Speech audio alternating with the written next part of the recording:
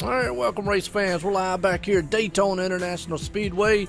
That's right, for the Sim500 Monday Night Money Series, brought to you by Transervice here tonight live. Daytona, we're kicking off a long season here, and it's going to be awesome. We're in the middle of qualifying right now, getting set here to get this place, man, hyped up. Monday Night Money Series, presented by Transervice, brought to you by here tonight. As we got qualifying here underway, Chad Coleman, a man on point right now. He's looking very good in that awesome Cup machine. Want to welcome everybody out there. Looking good out there in the crowd and the viewership. And as always, well, hey, I'm Joe White up here in the booth. And tonight, I'm going to be accompanied by Harrison. I don't know if Harrison's back yet or not. Harrison, are you back yet? Oh, yeah, and excited for Daytona because, wow, we saw it last night, the Daytona 500. Crazy stuff can happen, and so really looking forward to this one. Absolutely, and I tell you what, man, our winter series that we did, Harrison, was a thriller here at the Sim500. We had fun, was able to, we did a lot of stuff, the Monday Night Money Series in the trucks. Now they've come over here to the big boys, the Cup Ride machines, what I call them anyways. And these guys, well, it's going to be different for them. It's one of the things I really like about what they're doing with Monday Night Money because, you know, it kind of is their main event, and they want to keep difficulty here, and so why run the same thing every season? They change it up, and I really think that's cool to be in a different car every season. Absolutely, 100% agree with you. I want to appreciate everybody tuning in. Well, real quick, I know we got about 5 minutes or so on qualifying. I want to bring up one of the drivers here. Let him talk about it. He's new to the Sim500. New team here and whatnot. I'm going to bring him up. Mitch Rollo. He ran, I hope I said his last name right also, but he ran last week in the Clash Duels type of series that we had. But I'm going to bring him up here for a few, before we get started in this one tonight at Daytona. Let him get a talk in with how new he is here with the Sim500 guys. Mitch Rollo, Joe White in the booth, got cop? Yeah, I got you. Well, Mitch, I tell you what, middle qualifying, don't know if you're out there on the track yet, don't want to mess you up or anything, but real quick, I want to bring you up here. I know you're new to the Sim500, new to the league here. Not sure if you're new to the car here on iRacing, but either way, hey, tell us a little bit about what you expect this season and your team down there. Well, we got a stout team this year. We got myself, Corbin Himstreet, Sean Boundy, and Anthony DeBarro as drivers, and then we got our team crew chief in Jared Como this year. So, we got the team back together for this year. We've been together for a long time, and I'm excited to see what's in store. Yeah, absolutely. And I tell you what, you're looking good out there. Like you said, you got most little guys down there. And if I'm not mistaken, the last week in the duels, Boomtown Sims, Sean Bounty pulled off that win last week. So already got some momentum coming in here in Daytona. How you feel about your team chances tonight? I'm feeling good about it. The team actually finished 1-2-3 last week, so that was all in part to our teamwork and how good we work together. And I think we got a good chance at it tonight if we can just stay clean till the end. Yeah, no doubt about it. Well, that's the whole point. You said the key word right there. Me and Harrison will be talking about it throughout this whole entire race here tonight. Staying clean. It's not if the big one happens. Usually it's when we say when the big one happens. And hopefully tonight we don't see that. But again, it is Daytona and plate track racing. We wanted to get you up here and talk to you. As I know one of you guys, man, won last week in the duels clash here at the Sim500. But we're kicking the season off. Good luck out there, Mitch. Thank you. All right. I'll tell you what, Harris, right there. Get him back down there into the Boomtown Sim guys. I'll tell you what, right there, Harrison, just to show you real style sponsors out here, and Transervice coming on board for this series. Also, another great guys down there, Chad Coleman and all, bringing those guys. Chad Cole, I believe it is, bringing that on here. And just it's awesome to see the sponsorship and the new guys here. We got a lot of familiar faces that we know. Got a lot of new guys out here also. Yeah, and sim racing as a whole, it's cool to see the sponsorship games stepping up, seeing a little bit of that from the Peak guys. But I tell you, Boomtown Sim, one of those, as you just mentioned, one of those companies that's been involved in sim racing for multiple years now. And Transervice, a really welcome addition to this series, as you said. A lot of talent in this race, and it just speaks to the health of it. Yep, I'm excited. Got a long way season to go here. Got a lot of guys pumped up out here, getting ready and getting set as qualifying. Looks like Chad Coleman's going to put it on pole, and we just talked about it. Sean Bounty, last week's winner in the dual race to kick off kind of a preseason here for tonight's race here at Daytona. For the first race of the season tonight here live, folks. That's right. We're bringing it here to you. The Monday Night Money Series brought to you by Transervice in the Cup cars here. And when we say Monday Night Money, Harrison, there is some big-time money on the line here for some champs. Yeah, and a long season, a chase situation, too, where, it's hard to... if you build that big lead, they're going to come right back to you. You got to be on your game each and every week, and that's why the format is as chosen. And a lot of interesting stuff there. Big field, big cars, big power, big track here tonight. I call it the epicenter here. This is where it starts for NASCAR, and it's where it starts for us. We're here at iRacing. We're about a minute left here before we go racing here to kick off this season. Harrison, you got goosebumps and excited yet? Yeah, that nervous feeling as everyone's sitting on the grid or about to roll off. You don't really lose that when you've felt that yourself. You watch other people go through and you kind of have that empathy kicks in. You're like, ooh. Hey, I'll agree with you, and I tell you, it's about to be exciting out here, folks. Get ready. What's going on, Nick? Got Jeremy, Z John out there, just name a few. Saw Michelle out there earlier. They're all getting pumped up, filing in to watch an awesome, great race here tonight. The Sim500 gang here. It's going to be awesome. RSR 2.0, it seems. Okay, don't know what they're talking about out there, but there you go. Jonathan Cadell, he's in the house. That's right. He's got that Steel Horse Racing TV gang here. You got Team Sim500 out here. I mean, we got a slew of teams. We're about a couple seconds away to gridding these monster machines up here and kicking off this season of the Sim500 Monday Night Money Series. So used to saying the winter series, I'm going to have to watch myself on that one, Harrison. But here we go. Let's grid these boys up here tonight because it is going to be awesome because the man on pole, Chad Coleman, putting it out front. Sean Bounty, last week's winner. Well, he definitely going to have a bounty on his head tonight as he starts in second. Third place man, Steve Goschalk. And I finally got his last name right. Proud of me, Harrison? Oh, I am. He's probably happy. Actually, I don't think he minds. He's a nice guy. He doesn't mind. No doubt. Well, Anthony DeBarro, I believe that's a newcomer here, starting into fourth place. Fifth place, Mike Kelly. We know who that is. Nick Thamus sitting in sixth. Seventh place, Nicholas Cohan, that is. Seventh place, Corbin Hemstedt, part of that Boomtown boys down there, starting in eighth. Ninth place, Bobby Terrell. We know how he can get things done. Almost pulled off the championship in the Winter Series. And a Cinderella-style story there.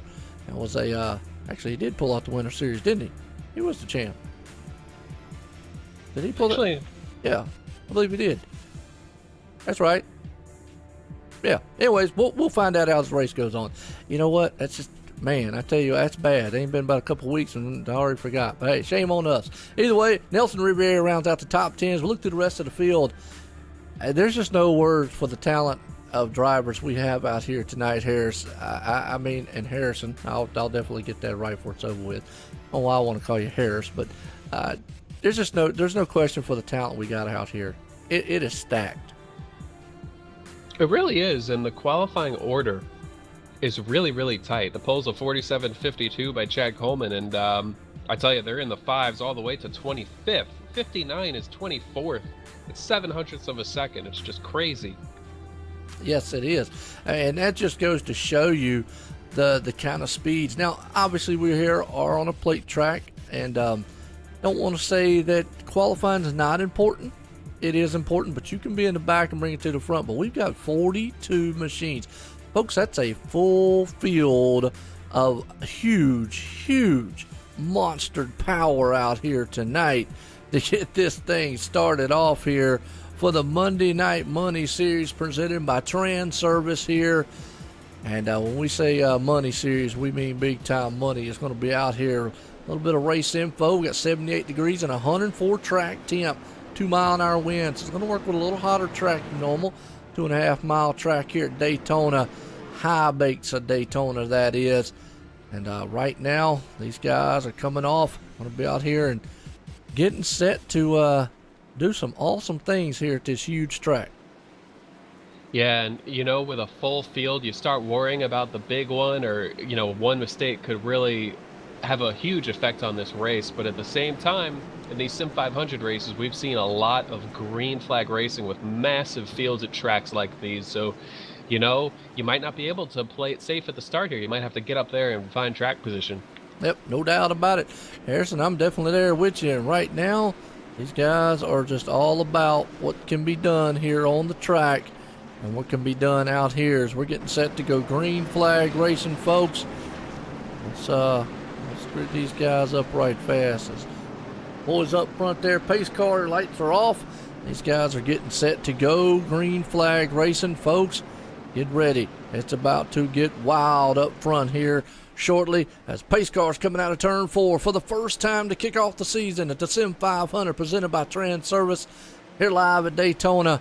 Pace cars out of 4. Going to take that hard left turn off on pit road. And we'll send these monster machines up flying. Green flag in the air. We're the start of the season here. Harrison, listen to the rumble of those sounds of motors come to life here at Daytona as they head off into turn 1. Oh yeah, more than 40 of them. And right now, Chad Coleman trying to keep himself in the lead. Doesn't quite have a huge push from Steve Gottschalk yet, but working the bottom there. That 91 car is creeping up on him. Meanwhile, on the outside, that's Anthony DeBarro and Sean Boundy. DeBarro, I believe, is one of those Boomtown teammates, Yep. unless I'm way out. Oh, okay, cool. You're right. Absolutely. Won last week here, so that's what I was saying. Definitely already got a heads up as far as what they need to do. But you're right. Sean Bounty's trying to take it to the point in the 34. He did this last week, and he knows what he's doing. Chad Coleman on his back end. Steve Gottschalk right there. So the top 3 in a single file. And it looks like, oh, we are going to wreck. Wow, Steve Gottschalk, that was right up front. I didn't see how it started, but, I mean, to be the 5 car just hooked him. DeBarro, wow. Yeah, let's go back on the replay here. And if I can actually, if I can get a hold of Steve Gottschalk. There we go. We were watching it live there, but let's go back on the replay here, let the viewers see, because I know everybody loves crashes. They came out of 4, you're right. The 5 went down low, Anthony DeBarro, and when he did, wasn't clear. And here's the problem. Like you said, Harrison, that was in front of the field. Oh, some cars didn't get by, but man, a lot of them just made it by. It's a wonder that Steve did not collect a lot more than what he did right there, but just a huge, huge wreck on the front stretch. Yeah, it's a shame that it starts off like that so quickly, and it looks really bad from the replay perspective. It's really clear though what happened with DeBarro there. He saw a gap between Steve Gottschalk and the gentleman behind him, and I'll have to see who it was, but there was a very small gap there, and DeBarro saw it closing. Mike Kelly, is who it was. Mike Kelly avoided it, by the way, very narrowly. But DeBarro tried to get into the gap. He was mirror driving, trying to get there before Mike Kelly got there. He wasn't going to be able to do it, tried to fit into a lane, but he wasn't clear yet from the car in front of him. So Steve Gottschalk, I mean, victim of circumstance there, brutal. Qualify up front, you're out. Yeah, huge amount of cars here, and you know, it's just one of those things. We talked about it here in the pre-race just a little bit. We've talked about it all week long. It's plate racing, Harrison. It can happen at any moment, any time. Kind of a mini big one right there. It's just everything can happen so quickly.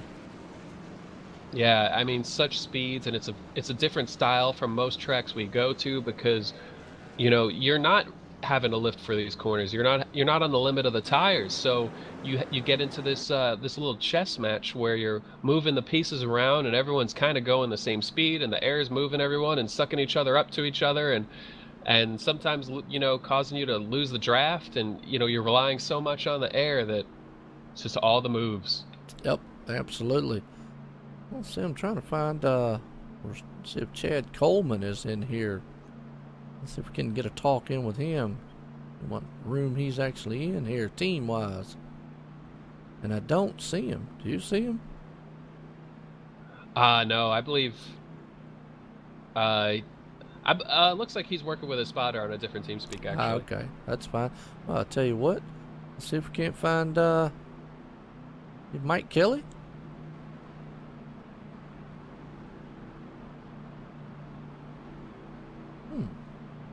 I don't see Mike Kelly either. Oh, turn one heroes. MJ Kelly #2. He's wait. Yeah, there he is. Let's see if we can't get a talk in with him. All right. Now, he's sitting right now in the third place spot, so I think we got time to talk with him before the lights go off on pace car. Let's bring him up here and get a word in with him. Mike Kelly, Joy in the booth. Got a copy? Hey, how you doing? Well, I'll tell you what, he got into this one just a little hairy up front right there. What was your perspective on that incident up front? Well, let me finish cleaning out my shorts here, and I'll tell you about it. Wow. Yeah, it was. I got lucky twice in one instant there. My race was almost over twice within one lap. But yeah, he tried to come down in that hole there and caught the car in front of him, and then as I was scooting by with my tail between my legs, they about got me coming back across the track. So one of my teammates got some damage, or two of them got some damage from it too, so it was a bad deal early on.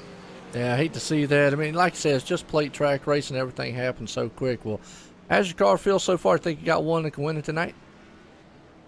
Oh, we probably all do, but I got good track position. Decided to go ahead and just go for it and try to run as hard as I can rather than fall back or do any of that kind of stuff. So, so far so good. It's way early. All right. Well, good luck out there, Mike. Thanks, guys. All right. I think he was down here in turn one, wasn't he? Oh, yeah. Turn one heroes team down there. Bobby Terrell. And I want to make sure I get him down there because, we're going by green flag racing here, Harrison. And I tell you, wild one already. And that's just what we expect here at Daytona. yeah, and it's a 90-lapper here, which is a long race. But when you really think about it, it's not that much longer than the Bud Shootout or the Clash, more appropriately. So this stuff goes by quickly. People want to get where they're going quickly. And, part of the game, I guess. Yeah, no doubt. Pace cars here, about to duck on pit road. We're going back here, rack them up again. Green flag's out again. Lap 4 here is going to be 5 as they head off across the line. You hear the sound of these motors come to light. Mike Kelly sitting right there, Sean Bounty out front. Now, the word this week was, Harrison, at the Sim500, the rumbling was, get the high line going. We're going to see, because normally that high line just does not work in this draft package here on iRacing with the Cup cars. Actually, in real life, it really just don't work too well. But right now, we'll just see how long those top right machines can hang on. Yeah, that's something I'm definitely interested in learning more about, because I heard about the Cup package being a little bit different this time, and that's so often in super speedway racing here is every time they come back to one of these tracks that they perform a little bit differently. But not sure exactly how they react, but certainly the same thing. But that just means you get enough people, you might be able to make it happen to try to get to that lead. And as you see, a lot of distance there on the bottom. The guys on the top working closely together. Chad Coleman gets back to the lead, dips down to the bottom to get in front of Sean Bounty. Yeah, he does. Chad Cole takes to the point, but here comes Nick Thamus up high with a 51. So it looks like the high line right now is able to move and pass a little bit. 5 cars up high and a whole slew down low. Sean Bounty sitting right there behind him, pushing along with that Sprite machines. They storm off down the back stretch right here, 2 by 2. Yeah, and part of it, maybe people want to take it a little bit easier early on. Gives you more of an advantage to jump up high if you could run a little bit closer, because maybe the guys on the bottom are giving each other a little bit more room right now. But just like that, Chad Coleman out of the lead. It was Nick Timms, who goes down to the bottom line in that number 51 car. That leaves the 22 up high to lead the top draft, Nelson Rivera in the Verizon machine. Yeah, 22 up high. Looks like you're able to pass a little bit on that high side, something that they was trying to get going. As you hear the thunder, they coming into turn 1 right now to complete lap 7. 4 machines up there led by the 22 Nelson Rivera. As they come out of turn number 2, they are shooting it down the back stretch still side by side. Yeah, and some with a new season, a lot of new paint schemes up here. See Doug Roth and a Bubba Wallace looking machine in the back of that outside 4th car in line. That's 4 out of 4 on that outside line, which makes me wonder if they're going to lose a little bit of that strength right now. Nelson Rivera, though, trying to make it happen. 31 car, that's Eric Arnold behind him. A little bit of rear end damage on Eric Arnold, but looks like it's not affecting him too much. might be affecting how quickly he can suck up to that car in front of him, though. It looks like he's just not quite able to get there. Absolutely. Right now, the Ford machines are glued on the side of them as they storm around. Nick, is it Tamus? I think I was thinking that, but I think recently he said Tim's. Tim's? Okay, well, we'll go with Tim's then. Nick Tim's up front right now looking good. Chad Coleman's there on the outside. They are still hooked together side by side with the 22 and Nelson Riviera. Right now, that high line is holding its own. Yeah, and Chad Coleman, one of the drivers who competed last night in a different Sim500 series, and maybe some of that, definitely some super speedway prowess out of that 20 machine. No stranger to getting to victory lane either on this track or last season. He was a winner at Atlanta in the Monday Night Money series, but using both lanes. Chad using the outside twice to get to the lead, stays to the outside right now. That 51 Nick Timms on the bottom keeps that nose in there. Chad Coleman working with Nelson Rivera on the outside. Yes, he is. Chad Cole's working very well up high with Nelson there, along with Nick Timms on the inside. He's holding on to the top spot. You've got Sean Bounty there, Eric Arnold sitting in the 5th place spot. Brody Hayes there in 6th. Mike Kelly back to 7th. Doug Roth in 8th. Showing Nicholas Cohan up to 9th round of the top 10. Jose Gonzalez, Jose Gonzalez called Speedy Gonzalez. He definitely might have something for this field by the time it's over with. Yeah, Jose Gonzalez, one of those drivers who always seems to find his way to the front in one of these things. Kind of like a Matt Kenseth of not that long ago when he had that reputation of kind of starting in the middle of the pack or toward the back, and you just knew he'd be coming through the field. Gonzalez, qualified middle of the pack, gained a couple of spots running 10th. Yes, he is. And a good-looking set of cars right now at High Line with 3 cars up there right now as everybody's getting single file down low. And I think that's just what we're going to see. Now, Chad Coleman last week in the clash there, Harrison. I know you missed the race, but it was a fantastic showing by these guys. Chad Coleman stayed up high most of that race there. Got caught up in a late race incident, but he stayed up high and flirted with that. So eventually you're going to have to see it. But a battle for the lead. Look at Sean Bounty's looking up high, too. Yeah, it definitely seems like Bounty came to play. As you said, success last week in this car here at Daytona. Chad Coleman, you can really see him. Part of what makes him so good here is he knows exactly where to position his car, how close he can get to that rear bumper without upsetting the car in front of him. He's given a little bit of extra room now with the 14 darting around a little bit, but Coleman was right on his bumper coming through 1 and 2, and that's really what propelled Sean Bounty to the lead. Bounty goes to the bottom in front of Nick Timms. Now Coleman's leading the outside. Nelson Rivera not quite able to get to his rear bumper, so Coleman losing some speed there, creating a gap between the leader and him. Yes, he is, and Nick is trying to look, but look at that jockeying around this early in the race. These guys must have a heck of a draft package right now hooked up because they are doing some moves up front. A little early, I think, for it, but hey, these guys know better as you see Nick take it to the top spot. So these guys must have found something with their testing through this week because it's a lot different than we saw in the chase last week here, last Monday night, as these boys right now are able to put these cars and pass on that outside lane. Yeah, and I just started wondering if maybe the weather was tinkered with a little bit to create that effect a little bit more, but pretty normal weather I'm seeing here. The track temperature is 106 degrees, which is maybe slightly warmer than I expected, but not by much, not enough to create much of an effect. So I think these guys are getting better at knowing the ins and outs of the package, all the intricacies. Sean Bounty goes to the outside to try to make a move for the lead. Nick Timms stays on the bottom, and Chad Coleman, who Bounty might have thought would work with him, staying on the bottom here. So Coleman in third, getting the nose underneath Bounty for second. There it is. Up front, got a good one. Back here in the back, though, Harrison, around about the 10th, 11th, and 12th, they're stacked up side by side, so that outside lane's rumbling to the front right now, and they're about to have a party up there. So, again, I do feel like they did do some things with the weather settings and whatnot to help the cars out. It's still an iRacing fix. They didn't mess with any of the setup or anything like that. So, whatever these guys figured out, they figured out well and made this thing exciting. Now, the thing I always say about these cars is, Harrison, is these are more finesse-style cars. You get out here and try to muscle these things around, they will put a hurting on you. Oh, yeah. I remember not that long ago testing with a Peak team as they were trying to iron out their setup for Daytona, and you wouldn't think of Daytona as being that difficult, but I tell you, when you wear these tires out or you have these things on edge, they will come right out from underneath you entering the corner and spin right out. And we saw a lot of accidents like that last season, or at least a couple of examples with the Xfinity cars and the trucks. So I think the longer we go on this run, I'm curious about how the handling will change. Man, I tell you, aggressive move up top there for the 20 of Chad Coleman. He almost got clipped by Sean Bounty right there as he moved to the high line. That's what I was just talking about. They might have made this car think, hey, I feel great in it. The problem is this car heel wheel, you just can't drive it like the truck or the Xfinity machine. If you do, it's going to make you pay for it.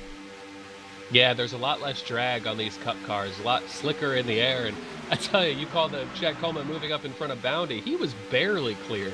Very easy, close to contact, but that's the experience you need to be successful here. You got to know every inch of where your car is. And that's what Chad did right there. I don't even think Bounty had to lift, if at all. Maybe he lifted slightly to be safe, but I don't even think Sean Bounty needed to lift for him there. I know he didn't, man. And right now, Sean Bounty's looking to the high ground again.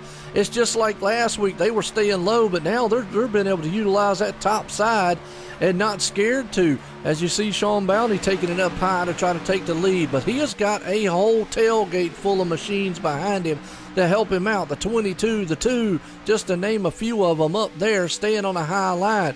Folks, if this is what it's like for the next, 80, 70-some laps, you're in for a thriller of a race. Yeah, it's just one of these tracks where constantly positioning yourself. And, you see a lot of the bottom line goes for quite a while. There's a bunch of guys trying to work the top, and I think there's a number of cars, behind 10th, maybe 15th on back, who are kind of taking it easy and just trying to keep themselves in it. And a lot of guys would rather be on the bottom in case a wreck breaks out, gives them more real estate to work with, especially on the back stretch, to try to avoid one of these wrecks. But a lot of racing going on early. Sean Bounty, though, losing a bit of a gap. Doug Roth, highest he's run all race, pulls up to the 3rd position there in that 43 car, right on the back of Nick Timms. Man, I tell you what, riding along here on the inside here, kind of a helmet cam style view that we've got here at OSRN. But Nelson Riviera, the 22, he's currently sitting in 6th, started 10th. He's got that high line moving, and we're just watching some of these speeds. They were able to get 201. Right now in the draft, he's running 199, dropped to 198. As that thing went to 200, let's see if he hits 201, 202 before he goes into turn 1. Well, some bad fast speed right there, Harrison. Oh, yeah. And you feel it, especially if a little bit of contact, you start feeling a real speed sensation right there. Rivera been working the outside just about all race long, which I don't know. It makes you a little bit nervous because there's less real estate to work with. But when you're running up front, you feel a little bit more safe. You feel like if there's going to be an accident break out, odds are good it's going to be behind you. Kind of like playing poker. You kind of weigh your percentages and make calls depending on the odds, really. Well, I don't play much poker, so not 100% sure on it, but you're right. Top 3 machines, though, he got out there, man, in a single file line. Sean Bounty's still holding his own up high, and he's got help with the 22 and the 2 up there. At 22 of Nelson Riviera, the 2 machine there, Mike Kelly. The 26 up there, Jose Gonzalez, and Speedy Gonzalez. Right now, that high line is holding his own. Is this trying to rumble back down the back stretch here? We'll see if we can't get a run going into turn 3. Yeah, and Mike Kelly, as you mentioned, behind Nelson Rivera, they work around the lap traffic. That's Anthony DeBarro, who the lead pack just went by. There's another lap car here on the bottom going to stay on the apron. Mike Kelly's car looks quite Penske-ish, just like that 22 Rivera in front of him. Yep. Not only Penske fans, I suppose, but those 2 drivers are teammates at Turn 1 Heroes. So that's teammates by design right there. Yeah, no doubt about it. Right now, still the high line is holding its own here at Daytona. We're at lap 20 of 90, folks, here for the Monday Night Money Series, presented by Transervice here live at Daytona International Speedway. And it has been a very, very good race. Chad Coleman, your leader, out front right now in that 20, as he's got his hands full, though, with Nick Timms, there on his back deck lid, along with Doug Roth in that number 43 machine. But don't count out that high line with Sean Bounty. He's going to try to stay up there and see if they can't move it along. Yeah, Sean Bounty has been trying to just make up some ground there on the outside. Right now, Brody Hayes, as you just mentioned, 5-star bodies, Toyota there on the bottom, getting in front of him, currently shown in 4th. Brody Hayes, a driver I'm not familiar with at all, but I tell you, he's been about 4th, 5th, 6th this entire race so far. We're already 21 laps into this one, so good showing there for that 37 at this point. Absolutely good showing out here as they storm off down into the backstretch. A very, very good run so far. The high line's holding its own. Chad Coleman out front, Nick Timms behind him, Doug Ross. Want to appreciate everybody tuning in tonight. It's a thriller here, and it's a dog fight right now in the back around about the 8th spot or so. You got to go, and actually, well, a little bit further up, about 4th on back, and still that high line holds as they go side by side, coming across the line to complete lap 21 and put us to lap 22 here tonight. Well, yep, tonight here at Daytona. They kick off this season long here at the Sim500. Yeah, and as we come up on more lap traffic, there'll be there's a real slow car on the track that seems to be getting onto the apron. Then there's 2 more lap cars they got to work around. And when you're in this lead pack running side by side constantly with that 3 wide really just brewing all the time, that's one of those things you got to look out for, because those 3 wide situations where make it 4 wide around a lap car, they happen frequently here. They're a little bit nerve-wracking. So I think at this stage of the race, those drivers are trying to keep it 2 wide. Yep. Well, you know what? The one thing I look at, too, you got to go all the way back to 29th position, and everyone here is within 2 seconds of each other. You have to go all the way back to about the 30th place spot before you find the second part of a little bit of a pack back here. And unfortunately, we got a couple cars out. Bobby Wetzel and Don Runkle Jr. out of the race. A couple of them lap down. Anthony DeBarro, Steve Goschalk caught up in the wreck earlier on, several laps down. But you got about a 4-car run back there in the back with Patrick Colby, Joe Hudson, Michael Prister, Thomas George, Nick Solomon, Corbin Hemstedt, who I think got caught up in the wreck earlier on. But yeah, still 29 machines are all locked together up front. Yeah, that's a big pack, and half of that pack are kind of taking it easy. So you kind of worry when you get a little bit far back there that you might not be able to keep up with the draft, that it might just get a little bit too spread out somewhere in that snaking line and lose the draft. But maybe indicative of the draft package, those guys have they've stayed there. It really hasn't broken up. You know, and good work from the Sim500 gang. They worked on this all week long after the dual race to try to get this thing to hook up. I mean, obviously we see a slew of machines in the back here, single file. But you go back up front here on the top side there, you see Sean Bounty. He's up in the 2nd place spot. He's been able to pull that high line along with him, and he's pulling up there alongside of the 20 of Chad Coleman to try to duke it out for the lead as they come off across the line and come into turn 1 to complete this lap. He's going to lead that one that time by just by mere feet. Yeah, you could call that a little bit of a comeback. Sean Bounty looked like he was just kind of struggling to get back into the top 5 or higher than just in the top 5 for quite a while there. But look at that strength on the outside. Nelson Rivera a lot closer to that back bumper of the 34 car. Meanwhile, Nick Timms was laying off Chad Coleman a little bit. Something these guys have to look for too, or just how hot is the oil temperature, the water temperature on these cars. They don't want to get it hot early because it'll be a little bit more prone to overheating later on. And so I think that's just some of the strategy you have to play with here, is managing your temps. You know, and you talk about that, and I always say this in some of the plate tracks. Right now, you see how far apart these guys are. I call this, what I call it here, is a textbook drafting. And the reason I say that is you see them have about a half of a hood length or so off of each other. They're not tucked underneath each other's tailgate. Now, with 10 to go, forget about it. You're going to see these guys just pushing the rear bumper to the front of the car. But right now, you just mentioned it. With them having as much space as they are, they're keeping those motors cool. They might jar it out a little bit here and there to get a little air in the nose. But with them being able to race like they are up front right now, it's going to keep them kind of cool. But I always call this, at this point in the race, kind of a textbook style draft and being patient. I like that, textbook style. I mean, this is about as textbook as it gets. Chad Coleman loses the lead. That's Nick Timms. He jumped up to the high side in front of Sean Bounty, went right down in front of Coleman. So Timms to the lead. He wants to get himself some points there running up front. And I believe that's the first lead of the day for the 51 car, Nick Timms. Yes, it is, and he was able to power the move on the outside there and use Sean Bounty to help him get up there. Nick Timms was up there. Chad Cole was there. Chad Cole was able to get up front. The next thing you know, here comes the 51 moving it. The only one that's just not been able to break that barrier is that guy in the number 34. He can get there. I just can't quite get enough momentum. I don't know if he's committed to stay to the high line or not, but he's been up there for quite some time this race. Yeah, it definitely seems like almost every lap of this race he's been up there. I think I saw him get to the bottom once and then lose the lead shortly thereafter. But I say he's in a pretty comfortable spot unless he's trying to hit pit road anytime soon. A lot of times here at Daytona, you see drivers kind of get to pit road kind of quickly to get in within their fuel window and then just stay out the rest of the way. Doug Roth moves in front of the 34 of Sean Bounty. And Doug Roth is going to look to try to make a charge to the lead here, but right now doesn't quite have the momentum. But I tell you, the top two cars are a little bit broken apart. That's going to give the top side a nice run down the front stretch here. Absolutely. Well, I tell you, Doug Roth right now is going to take it to the high side and try to bring that high lane along with him. See if he can't make something happen. I don't know. Is he a newcomer here at the Sim500? He might be. I've known Doug Roth for a long time, or at least a few years, seen him running in other leagues, and so he kind of doesn't seem like a newcomer at all to me, but I do think he might be new to this league.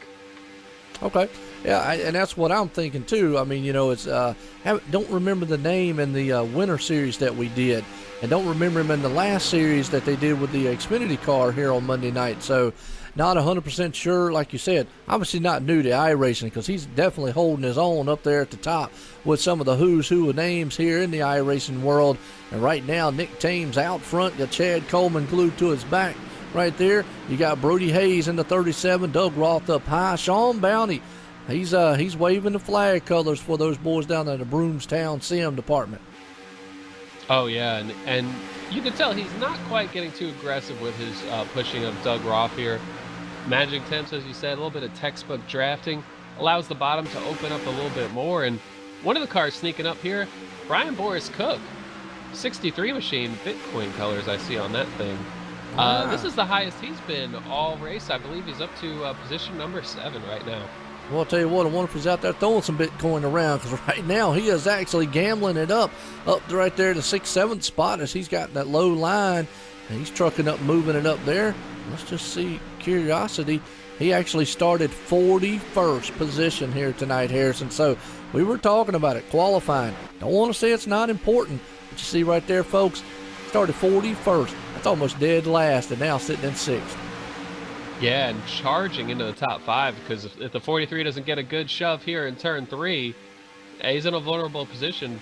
Brian, I didn't even notice he started shotgun on the field and missed the big caution, and look at him, right up in the running. No doubt about it, and that's just how quick things can happen here. So the 63, Brian Boris Cook, one of the social media guys, he did an aggressive move to the high side to put that thing in between Chad Cole and the man up there, Roth. He almost could have got clipped by the 43 and then could have ended his night. Yeah, Cook's not afraid to get aggressive and get racy, and I think Doug Roth being a little bit conservative there, he was like, uh-oh, and kind of backed out of it to keep his own machine clean. He knows it's really early. Roth, an experienced driver. Cook was trying to get to the back bumper of Chad Coleman, but it looks like without as much help from behind now, those two cars on the outside, they could have made a run for the lead there, but it's a little bit tougher now. They're getting hooked back together, though, but Nick Timms on the bottom has his eye on that 20 machine, just seeing how far Chad Coleman can get to him. Yeah, no doubt. Tell you what, these guys, man, are definitely doing a tremendous job as we ride on board here. Back to Jose Gonzalez is showing. Just look at that windshield starting to get all dirty. A lot of tar getting up in there, or rubber getting on the windshield. Yeah, kicking up all kinds of things. Gonzalez been running about 10th through 12th all race, and so he's behind these guys and getting everything they throw at him. Yeah, absolutely. Well, look at that. Bobby Terrell. We was talking about him right there. Started in the back also. He's another one. He started 9th. He's currently 13th, but he's trying to move that thing up there right now. He's got his, we're familiar with this one, Harrison. He's got the muscle milk machine out there, and he's flexing his muscles right now in that machine. Yeah, it was a bit different in the Homestead finale when we last saw him in the Monday Night Money series, as far as points racing is concerned anyway. It was a different look for him. It was, and he made a run for that title. but I think came up short to Malik Ray in that one. That's right. That's I, yeah. I forgot about that. I was just kind of zoning out on it. And we apologize to him. I apologize to Bobby Terrell and all. But yeah, what a fantastic Cinderella story. We talked about that in the Winter Series in the trucks for the Monday Night Money Series. Bobby Terrell came up and he was oh so close, just couldn't quite grab it from, Malik Ray was just right there, but it was a race to the end. Yeah, it really was. What made kind of that story with Bobby Terrell so special is getting that win shortly before the finale and getting his way, just being so close. He, when the pressure builds, it seems like he always comes to play. And Bobby Terrell, an experienced driver, taking it easy here. You could see him giving distance to a lot of the guys in front of him. He's been here before. He's seen what very well could happen, and he's not about to get to first in one corner. So why not see what's going to happen here? Give yourself a little bit of a safety. Yep, absolutely. Back in 13th. Well, guy right now we just talked about is on the move up high. That's Brian Boris Cook. Got that 63 machine rolling. He's trying to get on that inside. Can't quite get the opening that he needs. He's right there on the back end of Nick Timms as Chad Coleman's out front, motoring it around here at Daytona. We're lap 36 and 90. He only had one caution here. It was really early, within about the first 3 laps, unfortunately, up front. Took out some good names, most notably back there, Steve Goschalk, Anthony DeBarro, Bobby Wetzel was involved back there, Corbin Hemstedt was involved, and Don Runkle Jr., just to name a few, because it happened right in front of the field. It could have been a lot worse than what it was, though.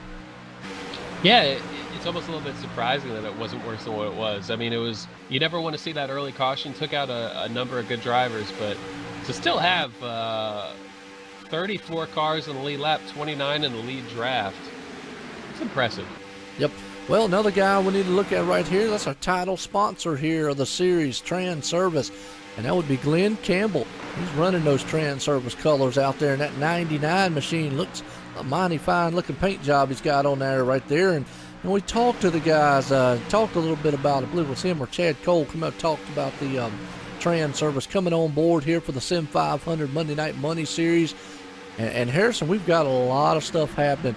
We've got split up stages are going to happen throughout this season. A full NASCAR style season here on the way. A lot of money involved. I mean, makes me want to jump out the booth and go down there and just wreck every one of them and take it. Yeah, absolutely. And it's a really cool thing that they're doing with this series. They tried to get it going last year, and to say they got it going would be an understatement. Things have been really successful here on the Sim500 end. Got a good race going here in the debut for 2018 for this series. Not the debut overall, but some good racing here. Glenn Campbell repping the series sponsor, his association with Transervice there. And I think he's another guy, a veteran who's taking it easy. He's not trying to win the race right now on lap 38, but he's got himself in a position he's fairly comfortable with. He knows pit stops are coming up not too long from now, depending on kind of when everyone wants to jump down there and get themselves in that fuel window. But taking it easy there, showing in 15th right now. Yes, he is. And talk about the pit window. They've been out there for 39 laps straight. Most of these guys have. As we're still seeing that top line rumble, as you see Nick Timms right there was able to use the high line. And here comes Brian Boris Cook up top. He's trying to motor it. He's got a freight train of 4 machines behind him, helping him out there in the form of the 43 of Doug Roth and a couple other gentlemen there. But inside there, Nick Timms is holding his own as they come down the backstretch. Yeah, those guys, not too many working the high side right now, but Brian Cook, part of the reason Chad Coleman got to the lead, then the 51 took him right back as we noted, or as you pointed out, but Cook hasn't quite been able to get himself to the lead, but now the Doug Roth in that 43, pretty close to the back bumper of that 63, and they get a huge charge coming here through the tri-oval. Cook gonna get a nose out front, but the 43 a little bit off his bumper now. It's not going to be enough to get that 63 to clear the 51 and get to the bottom. And so Nick Timms noses out in front of Brian Cook once again, and now Cook side by side with Chad Coleman. Hang on just a second. A little technical difficulty right fast. Be right back here with you. Brian Cook leading the outside, just trying to get around the 51 of Nick Timms, but Tim's trying to get that lap lead counter up, and he'll do that again leading this lap. Doug Roth thinks better of the outside, tucks back onto the inside, back into the third car in line on the bottom. And now that has the 10 of Chris Cabot on the outside trying to catch Cook, but Cook's going to fade back here, lose another spot as he waits for help. And behind that 10 of Cabot is the 22 of Nelson Rivera, who seems to be right where he is right now. It seems like he's been there all race long. Like you just can't shake him out of that position. But Cook really fading now, back to about fifth, as the single file line on the bottom has really become the place to be until a couple of these other guys decide to try to jump to the outside and help them make something happen. It's Cook still fading. Nelson Rivera gets closer to the back end of Cook. Not quite able to push him forward. So for the time, Nick Timms, that puts him on the bottom. Chad Coleman right there in second behind him. Cabot tucks down to the inside. So Timms leading a bunch of laps here. Basically been him and Coleman out front for the majority of this race. Doug Roth in third, about as high as he's gotten to this race. He made a couple of runs there on the outside to try to get to the lead from there. Wasn't quite able to do it. But Doug Roth started 22nd. And he's been in the top 5 for quite a while now, so it's been a good showing for him. Handling might be going away a little bit. I'm seeing these cars moving around a little bit more, sliding up the track a little bit more. Meanwhile, Cook trying to mount a charge on the outside. Nelson Rivera behind him, giving him a shove. They're making up some ground. 10 car of Chris Cabot ducks down a pit road, though, but not many came with him, so that might be trouble for the 10 car if he's not able to get some help when he gets back out of pit road. Yeah, no doubt about it. Well, as Harrison's keeping you up to date on what's going on, I am coming back in here, so be patient with me. Yeah, a lot of single file now. Nelson Rivera going to have to tuck back to the inside line.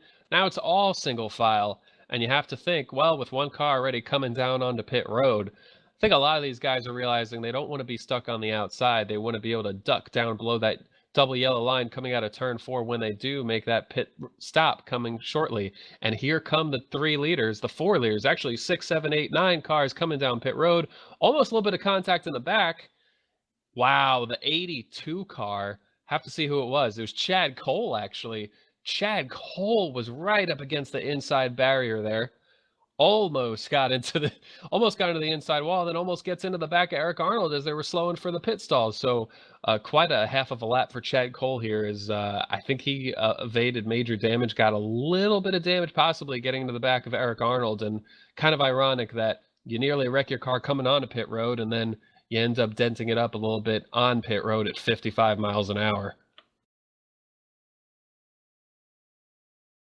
But he's away. Still looks like some damage. Sometimes there's a little netco that shows you damage that wasn't actually there, but looks like that is damage on that 82 car. He gets back in line. These guys are a little bit slow coming on the access road. For some reason, a little bit of checking up there as they try to all sort out their positions and get in line. But a lot of these drivers have help. Nick Timms was able to exit pit road in front of Chad Coleman, but those two were running top 2 in the race, and they come out of pit road running top 2 once again. A number of cars haven't been down to pit road yet, though. Rick Thompson's one of them. Rick Thompson's still in the lead in an Air Force machine. U.S. Air Force number 76. A number Rick Thompson has liked for many years, if I recall. And so he's in the lead, but he doesn't have much help right now. Jonathan Cadell not far behind. And you have to figure that these two will be coming to pit road shortly. Jonathan Cadell does. Rick Thompson stays out all alone. 1 is the loneliest number at Daytona. Rick Thompson's P1 and alone. Yep, all right, we're back here. Sorry about that, folks. Sometimes you just got to love iRacing and just got to love man computers in general. So appreciate everybody staying with us on that as we're back here racing. And I appreciate Harrison keeping up to date what's going on. Good job there, Harrison, on the radio commentating.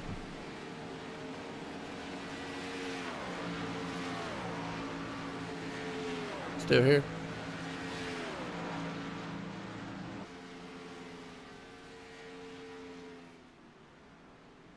I didn't lose you, did I, Harrison? Well, hope I didn't lose Harrison now.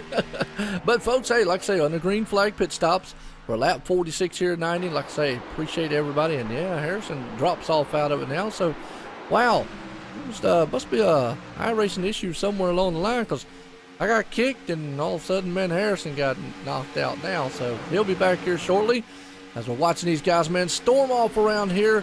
Rick Thompson, the man out front. He's got this one with Joe Hudson.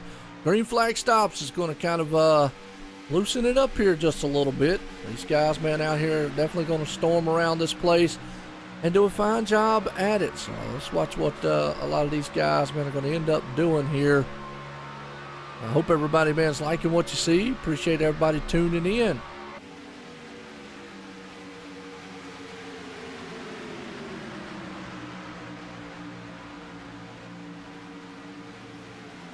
Time for second half of the strategy. That's right. I'll throw up the second half here. So a good run so far here. Harrison, I know we'll get back up in here. And again, like I say, apologize for the technical difficulty part there on my end and whatnot. Sometimes you just have iRacing just has a mind of its own, and computers, they have a mind of their own, and wow, you know, just everybody has a mind of their own.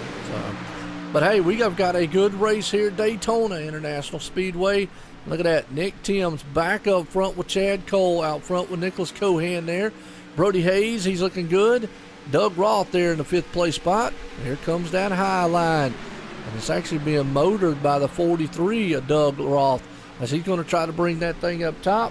And I know, well, Harrison, he'll jump back up in here in a few, as again, he had a little bit of technical difficulty. I had technical difficulties here, and then now Harrison's kind of dropped out. So I think it's I just had a little server issue right there. But either way, good run up front for those guys. They are definitely been doing what they've got to do out here. Let me know how everything sounds and looks to y'all.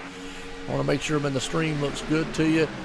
Everything, man, sounds good to y'all out there right now, as these guys, man, are definitely powerhousing these machines around this track. And everybody's made green flag stops as of right now. But look at that 43 there of Doug Roth as he powers to the front in that click and close machine, and he's trying to close in on the lead. He's got it going good as Chad Coleman up front hanging on to it. And behind him, Nick Thamus. Absolutely, Daytona here tonight for the Sim500 Monday Night Money Series, and that's presented by Transervice. First race of the season, and these boys are definitely getting it done right now. I think since we're here, we might as well do this. Hey, folks, let's go high and wide. That's right, the Blimpy cam. Everybody likes Blimpy? The Blimpy. Yeah, I call it the Blimpy cam. It gives you a good perspective of the facility. It gives you a good perspective of just how far apart these guys are. And hey, who don't like Blimpy? I mean, hey, if anybody out there don't like Blimpy, just let me know. But I like Blimpy. It's a happy word. I still want to meet that person who can be mad and say Blimpy. I just don't think they can stay bad, you know? If they can, more power to them. But definitely would be hard. But either way, these guys, man, are definitely gonna. Also, let me know if y'all can see that ticker and the names just fine. I always try to come up with a good contrast for y'all folks out there in the viewer land.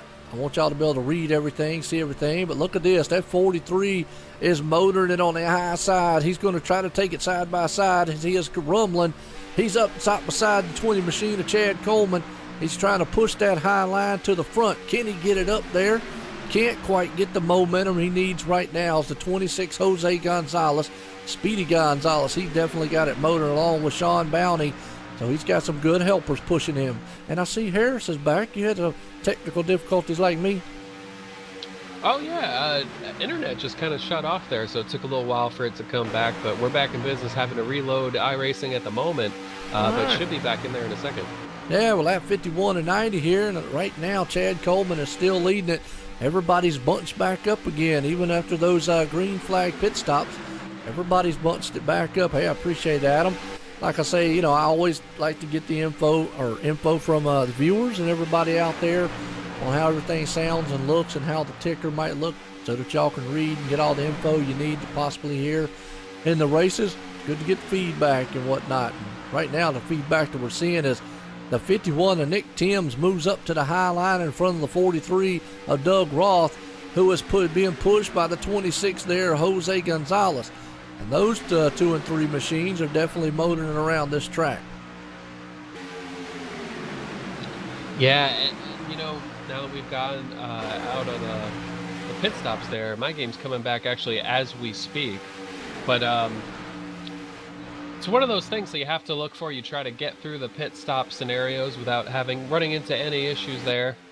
Seeing Chad Coleman there on the bottom. Nick Timms able to hold the lead for now. Doug Roth leading the charge on the outside. Nicholas Cohan, by the way, coming up into there, shown in the third position now. And Cohan he started in the top 10, but I felt like I didn't see much from him for a while. He just kind of quietly kept himself in the top 10, about 8th, 9th, 10th for quite a while. Now into the top 5, making moves as we're more than halfway into this one as the lead pack works around lap traffic once again. Adam, absolutely. Well, appreciate you tuning in here, Adam.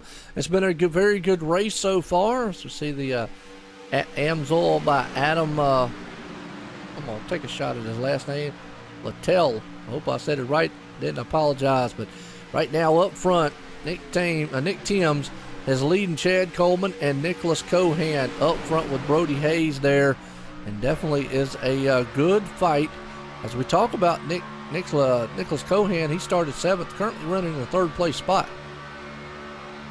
Yeah, and that's a driver who we've seen a lot from him. I kind of want to say he's a little bit aggressive in a good way. He knows when to, but he clearly knows when to take his shots, when to make some moves, because he's been very patient in this one. And we're coming up on 45 laps to go. I think this time by we're at 46. And we're getting closer there. Lap 55 into this one. We've been green ever since that lap 1 or 2 caution. And it's a little bit more spread out. Now we have the top 15 as the lead pack, and then 16th on back forms the second pack.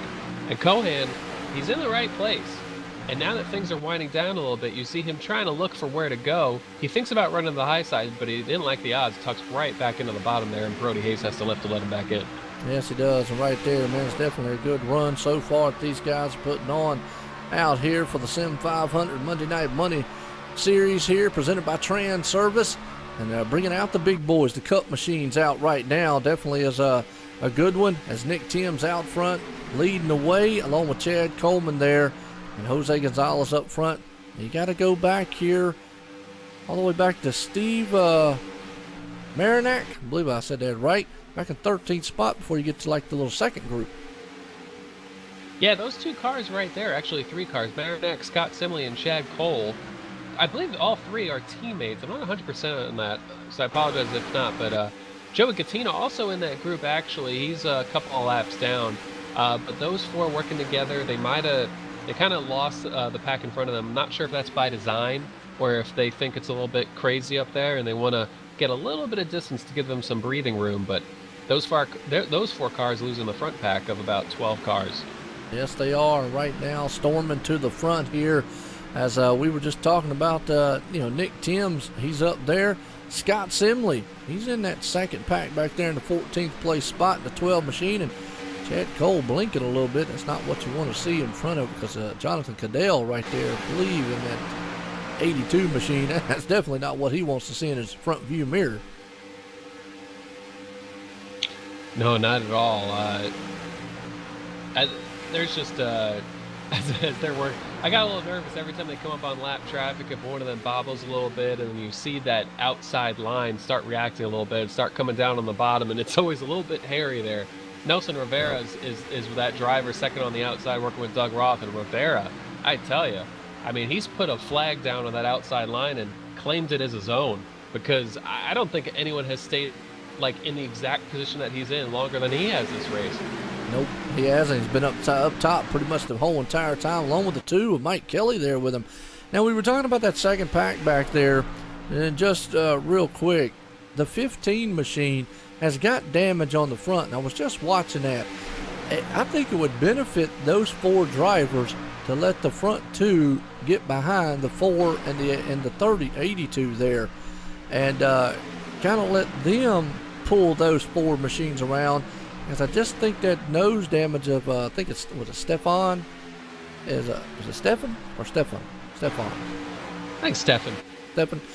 You can see the nose damage. I think that could be hindering him trying to pull that freight train of those 4 there and try to kind of suck up to that front line. Yeah, I'm noticing a little bit of damage on the cars behind him, but not as visibly obvious. The 12 does look better. Simley looks a little bit cleaner. The 4 car has a nice front end, a little bit of damage on the right front quarter panel above the tire. It's sometimes weird because sometimes the less obvious damage actually is slower, but it really does seem like that 15's not the car to lead this pack. But it's kind of hard to tell. You know, from up here, it's a little bit hard to figure out exactly who's got the slowest car because that second car is always going to be able to draft up to him. Yeah, true. And that's what I say. I was just saying it's almost like a brick wall. But, boy, these guys up front here are definitely mixing it up. High line's working for them as Nick Timms on the low line. Chad Cole still up high there with the 43 pushing like crazy in the 22. Not quite there yet. We got 30 laps to go in this one here tonight for the Sim500 Monday Night Money Series. Race 1 here at Daytona, presented by Transervice here live, folks. As these guys, man, are just coming to life with the Cup cars.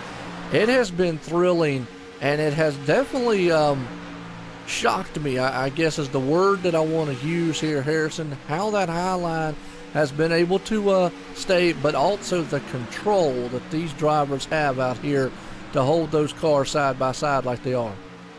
Yeah, and doing it for as long as they are, it's natural to lose a little bit of that concentration, or you get that mental drain that you're still focused, you're still trying, but it just becomes harder and harder to replicate when you're right up on these guys. And you'll have to excuse my mistake from 5 laps ago when I thought we were at 45 to go. It was actually 35. So now we're at 30 to go. Next time by will be 29. Yeah, no Chad doubt. Coleman, yeah, and Doug Roth doing some good pushing on the outside. Coleman trying to get back to the lead. It just seems like it's been a trade-off, a duel between the 20 and the 51 almost all race. It has. I mean, they're up there swapping around. It's good to see the passing going on here. So whether these guys have found out on a draft package for this thing, definitely is making it for an exciting race up front. As that high line steel motors, they're side by side into turn 1. As that 51 machine of Nick Timms is down low, 20 up high, Chad Cole. They still will go side by side, wheel to wheel, coming down the back stretch here. You've got Doug Roth up there along with Nicholas Cohan, Nelson Riviere, Brody Hayes, Mike Kelly, Jose Gonzalez, Chris Gaboo, hadn't said his name, and Sean Bounty rounds the top 10. Yeah, and Coleman able to clear Nick Timms, ducks down onto the bottom, right in front of him, back to the lead for that 20 of Chad Coleman. And I tell you, as a driver, what you really want are options. You know, when you have a draft package where it's hard to pass, you get stuck in line, it could be a really frustrating ordeal. But, well, the racing has proved loudly and clearly that these drivers have options. They can get their way to the front. And that's exactly what you want to see. Absolutely. And right now, you're seeing a 2x2 up front and a fight as they're coming up on a couple lap down cars there. Brian Boris Cook was one of them. And I think this is just a product of the green flag pit stops here. As those 3 machines, you know, hey, professional-wise, they get up high and let that pack go on by them here. Yeah, Doug Roth started going a little bit lower. I almost thought that he was looking for a bottom lane entry there, but definitely those guys certainly appreciate getting all that room for the lap traffic, letting these leaders race it out. Nelson Rivera now is kind of the determiner of exactly how far Doug Roth can get. Roth has been trying and trying to get himself in a position to take that lead, and I tell you, he's come close, but he just needs some aggressive pushing from that 22 Rivera to get all the way there. But just as I say that, Nick Timms in the 51 jumps up in front of Roth, wanting to get that push around Chad Coleman. But look at Roth. Swings to the bottom, goes behind Chad Coleman, changing it up. That's that learning throughout the race. We're coming up on 25 to go. Roth says, you know what? I want to get around that 51 car. Yes, he does. He definitely wants to try. He's been up top, man, trying it there. Wants to try down low. But look at the 51 still holding his own. That's a drag race to the line. Who's going to get it? Chad Cole by mere feet right there, folks. Out front, led that lap. And that's just how close it's going to probably be coming to the line. Like you said, there's about 24 laps here left tonight at Daytona. These guys up front. Now, normally I would say it's getting to that point, run what you brung, and business will pick up. A little early for a plate track. I think we got to look at probably about lap 15, and these guys then will start picking it up here up front. But, hey, they still are glued door to door coming out of 2, actually coming out of 4, excuse me, here to complete this lap. It's lap 65. Yeah, and one thing that these drivers up front don't want is a caution, because there's that it's like a security blanket to have a much smaller group up there racing for the win. There's fewer cars to deal with. There's higher hopes that it'll stay green and allow you to race it out. And so these guys give it enough room to try to keep us green here. As last time by the line was 25 to go. Doug Roth able to make a good run there on the bottom, gets actually in front of Nick Timms and thinks, you know what, I'm going to come right up in front of that 51. He knows Nick Timms has been a great pusher, and look at that shove. Doug Roth to the lead, courtesy of Nick Timms' help. But the question is, can Doug Roth get to the bottom? And he does, right in front of Chad Coleman. Man, brings the 43 to the front of the field for the first time tonight. Doug Roth right there motors it to the high side and around the man up front of Chad Coleman and puts it out front. And we've seen that move happen all night long. It's almost like a do-si-do here of 3,400-pound powerhouse machines out here at Daytona. Let's see how far can he hold it up there. Does he try to utilize the low line, high line, as Doug Roth has that 43 right now storming off down the backstretch in the lead. Yeah, and Coleman wants to get by Doug Roth to get back to the lead, but he knows that if he ducks up, if he goes up high, he wants to be in front of Nick Timms without Timms having a place to cross him over and go back underneath. Timms and Coleman have been racing so hard all race long that you know that there's a good chance that Timms or Coleman, if he was in that scenario, would try to get back by the other driver, not shove him to the lead and then have to worry about it. And so it's a precarious position here for Chad Coleman, who for now stays on the inside with the 51 just to his rear quarter panel, as Doug Roth remains in control. Yes, he does. Doug Roth right now up front with the 43 and is definitely out there doing everything he needs to do right, pretty much. I mean, he has done everything right that he has to do and has stayed up front right now. He has followed these guys pretty much the whole entire race. Now he's leading it here for the first race of the season here at the Sim500 at Daytona. And he's doing a fine job out front. He's definitely clicking away. Chad Coleman is glued to his back bumper, but don't count out that high line as Nick Timms has got that 22. And Nelson Riviera there, Harrison, who has been up top all race long. Yeah, a model of consistency is Nelson Rivera in this one, and now he's got to be the one to push Nick Timms all the way up there. And Doug, if you're in Doug Roth's spot, you'd want that checkered flag to come as soon as possible, because you put yourself in a great position now. It's like a waiting game, and they just keep having the opportunity to try to mount a charge around you. Coleman, with a lot of distance there to the outside line, pretty much his best move is to stay on the bottom, which he does.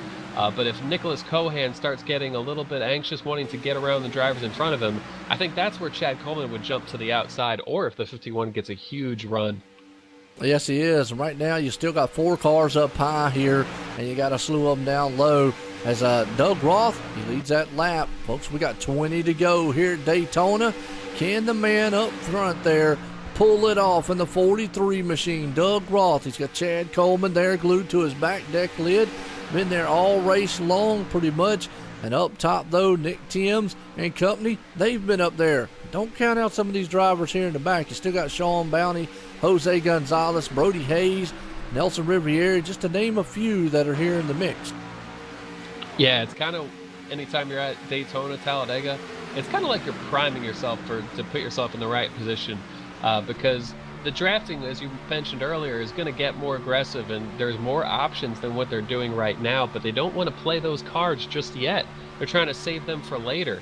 And so Doug Roth right now in the best spot out of all these guys, but it's one of those things where the charges that everyone's going to mount against you, they're going to be changing the entire rest of the race.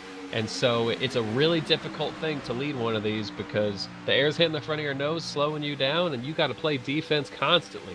Nick Timms with a great run on the outside. Nelson Rivera right on the back bumper of the 51, who's trying to get back to the lead.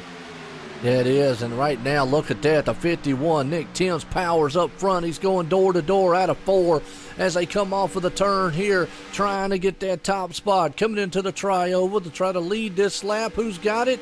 Looks like Nick Timms by a mere foot right there coming across the line will lead that lap with a high line moving. He drops down low. That's just kind of how the whole move has went. You get up there, and he leaves the dancing partner. Now, let's see if that number 22, Nelson Riviera, can get that 2 machine behind him, or Mike Kelly, to push him to the front. Yeah, and look at that. Now, because Chad Coleman wasn't able to get in front of the 51 car, he elected to stay on the bottom. That gives the 51 Nick Timms a cushion between Coleman. Now Coleman is more likely to have a guy above him at all times. So I think Chad is going to want to try to clear the 22 Rivera here and then switch to the high side, because he doesn't want to be behind that 43 car if he wants to win this race. And Rivera backed out of the gas a little bit from a bobble, lost a little too much momentum, but the 20 car, you got to feel like, is going to start looking high here pretty soon. Yeah, and he's probably going to have some help. Does the 43 try to jump back up to the high line again if the 22 there, Nelson Riviera, gets a run? Right now, falling off the pace a little bit, just can't quite get the momentum. Top three machines go single file here. That'll be Nick Timms, Doug Roth, Chad Coleman, Nicholas Cohan right there in the mix. He's got the machine of the 22 beside of him right now. Don't count out Mike Kelly, though. He's been there all night long on the high side and has stayed there and run very, very well. As we're here at lap 73, they're coming to the line to complete it. Going to be lap 74. We're almost 15 to go here, Harrison. Yeah, and it's an interesting... 25 to go. Oh, yeah, 15 to go. My bad. That's the same mistake I was making, but it's an interesting thing, because if Doug Roth tries to seek a way around that 51 car, he's kind of relying on someone to give him a push. If the 22 is not close enough, it's got to be Chad Coleman. But I think Coleman, who jumps up to the high side in front of Rivera, gets a bump, and look at that bump. Just sends him alongside that 43 car. I was just saying, if you're in Chad Coleman's position, you don't know who to work with. You'd rather pass them both. And hey, that's exactly what's going on right here. Is the 20 a little bit off on momentum? Doug Roth comes up in front of him, and contact is made, and that's going to be a crash. 43 is around and takes out a lot of cars in the mix. Happened up front. Let's watch it again. Coming out of turn 4, and he just got hooked by Chad Cole. The 22 involved the 2, Brian Boris Cook, Sean Bounty. Oh, some of the heavy hitters up front. Let's watch it one more time coming out of the turn here. Just a drafting. I mean, it was just drafting. That's all that we can say that happened up front there. I mean, you've got the 43 of Nick Roth. He was coming out of the turn. He went high and just didn't take much of a turn. And, man, Brian Boris Cook nowhere to go. Sean Bounty nowhere to go. The 22 there, Nelson Riviera up top all night long with the 2 machine of Mike Kelly. Wow, that was the big one there.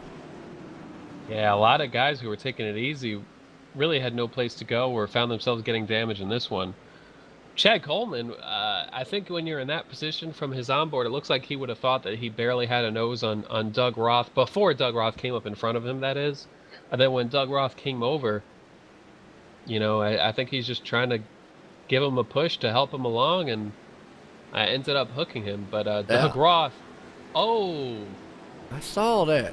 I saw that on pit road there. Don't think the 43 wasn't quite happy with the 20 and made it kind of known coming into pit road, unfortunately, folks. But I'll be honest with you there on that incident, and again, we'll watch what happened on pit road here, since we love drama up here a little bit. But I understand the frustration of the drivers. You know, you're getting up there, you're trying to win, but yeah, just and you don't want to try to do things like that right there. That's not kosher. But I get the emotions that these guys have as far as driving and whatnot. But you know, that moved up front there, that was almost, if everybody watched the real Daytona race, that's kind of a textbook. It doesn't take much to turn one of these machines. A bump draft in the turn going wrong doesn't take much. It's not intentional. It's just the way that these cars are acting. We've said it all race long. It's plate track racing. Yeah, and when you're right up on someone, a lot of times you're trying to keep yourself planted an inch off of their bumper. And I tell you, when you're playing with inches, sometimes you overstep that inch without even realizing it. And I think that's one of those things where Chad was trying to keep his nose right there. Clearly, Chad's not trying to end his own race there, even though he did. And I think he's trying to keep his nose right up on Doug Roth, but he's a little bit to the right, and contact was made a little bit sooner than he expected to, and it sends Doug Roth right to the outside wall. Yep, unfortunate for, you know, both drivers. Like you just said it really well right there, Harrison. Just a product of plate track racing. I'll tell you a guy, let's bring up here, we definitely want to talk to since we're running caution. I'm going to bring up Bobby Terrell because we was talking about him and how that winter series went. So let's bring him up here and get a chat with him. Bobby Terrell, Joe out in the booth. Got a copy? Yeah, sir, I'll copy you. Well, Bobby, I tell you what, looking good out there right now, sitting in third spot. How's the car feel? How's the track feeling? Car feels good. Track's good. I mean, everything's good. I've stayed out of trouble. That's all I was trying to do. Well, and we're up here talking about it. We called you the Cinderella story in the winter series. Man, you almost pulled off that championship. You got in there by 1 point. You fought all the way to the end, and it came down to the end in a fight. Well, tonight, you're already starting off the season in a great spot here. Barring anything wild happening up front, you've got that number 14 machine right now in third. If you come out of here with a victory, hey, party time, man, and hit the Terrell house. But if you was to end in third, what a great start to the season. Oh yeah, I mean, like I said, my goal was try to come in here, stay clean, try to get a top 10. If the win presented itself, I would go for it. If not, I'd try to stay out of trouble. So right now I'm sitting in a good spot, and we'll see how this plays out. Well, out of trouble you have been. We've had a couple ones. Right there was a big one. What did you see from your perspective as you made it through it?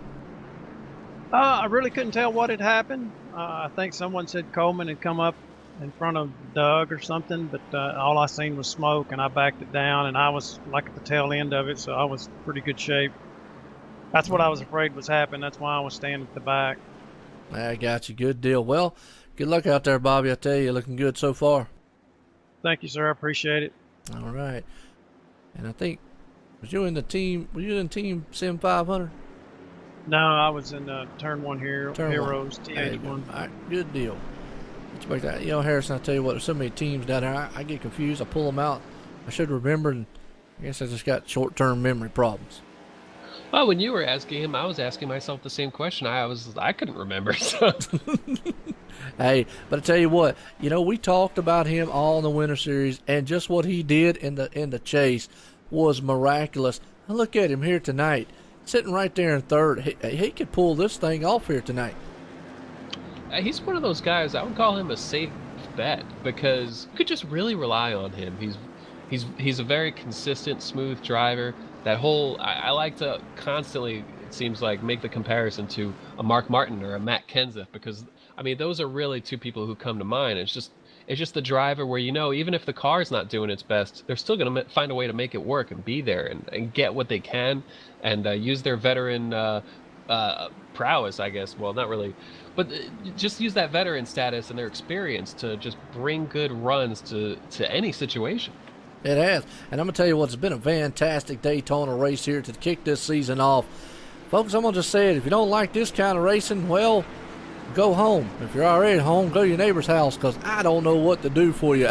You're going to need some help, because it has been thrilling, and we're getting to the point now with about 10 to go. It's about to get even more thrilling. Yeah, unpredictability, but also aside from that, drivers have options. They're able to try to get themselves where they want to go. So you want to see it in the driver's hands, and it definitely has been. Absolutely. Pace cars in. Here we go. Green flags out, and we're going to hear the roar of these motors come to life as they do. Storm across the start-finish line. We still got about 30-some machines out here that could pull this thing off as they head off into turn one. We got Nicholas Cohan up front with Nick Timms up high. Bobby Terrell's right there along with them. Stefan, he's up there. Scott Simley. I always say Scott Smiley. Right now he's smiling because he's sitting in about the 5th place spot. Yeah, Simley and Marinak, two drivers who started 19th and 21st, made their way into the top 5 here. Cohan got the lead off of pit road, so that's the 51 Nick Timms trying to make his way back to the lead on the outside. But Cohan, it's just been a gradual move forward this entire race, and well, now he's in the lead. We're coming up 11 to go. This time by when they cross the stripe, he wants to keep himself there. And Bobby Terrell, also the highest he's run all race, up to 2nd. Yes, it is. Well, I'll tell you what, folks, since we're here with about 10 to go as they cross the line, let's go to the speed camp and let you listen to a few laps, man, of these guys, man, just blistering this track at Daytona.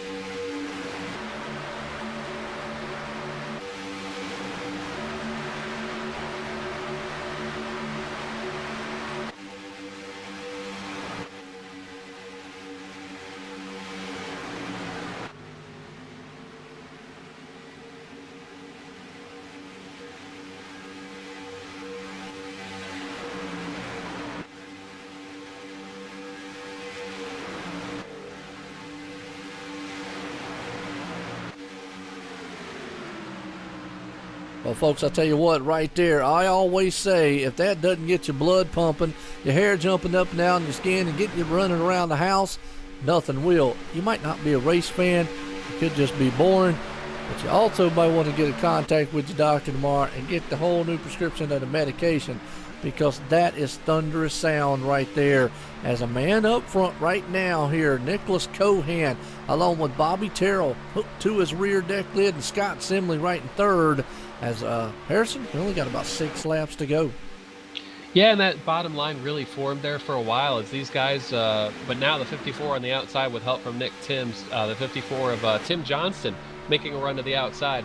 I was about to say, when they were all single file like that, it's kind of like they're almost faking each other out and trying to just keep people from forming a line elsewhere. You know, when they get all single file, it's hard to make that move because you don't know if someone's going to go with you, or if you don't know if enough cars are going to go with you. But for only 2 cars on the outside, Nick Timms has been playing catch up and right now trying to push that 54 of Tim Johnston to the lead, and they're having a little bit more success than I expected them to. But you know, as we get in these final few laps here, it's going to change more and more as more people try to get around Nicholas Cohan for that top spot.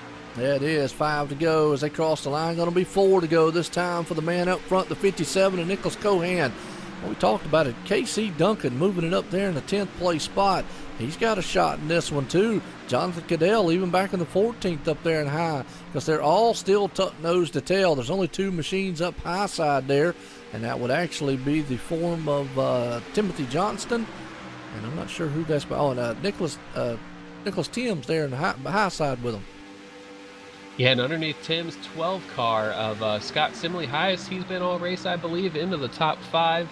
And this time by, you know, we're running out of time because we're about to hit 4 laps to go. And these drivers know that a caution would end it, and I think we just caught a caution that ended it. Wow, yes, we did. Back in the back there. The 11 of Jonathan Cadell got turned around, and I'm kind of backing up my own replay at the same time to see what happened. But yeah, we're on the replay here. Let's see the viewers, let them see. And I see him up high. The lap traffic there. Oh, the 31 just got a run on him. Bump drafted in the wrong turn. Turned 11 into the wall hard. Goes Jonathan Cadell. Hate to see that on his end. Man, tore up race car, puts us under caution here. Now the question is, it might be 4 to go. If nobody pits, we might get 1 lap shootout. It's going to be close. If not, Nicholas Cohan has pulled this thing off here tonight. And if he did, talk about a methodical move forward.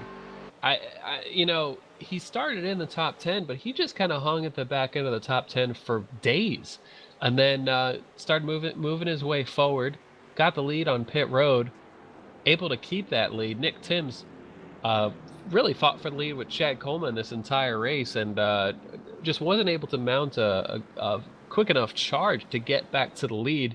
I think that might have changed a little bit as we got. If it stayed green there, it would have gotten pretty hectic. But you know, you can't rely on that. You got to go. Well, man, look at that. He's sitting in 2nd spot.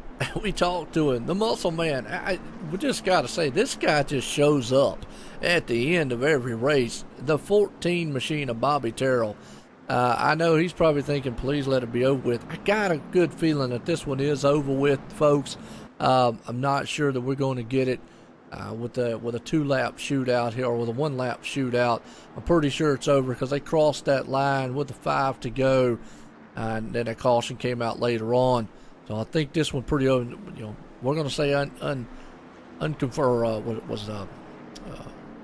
unofficial results right now, as Nicholas Cohan is the winner, along with Bobby Terrell sitting in 2nd. Timothy Johnson moving it up into 3rd place spot.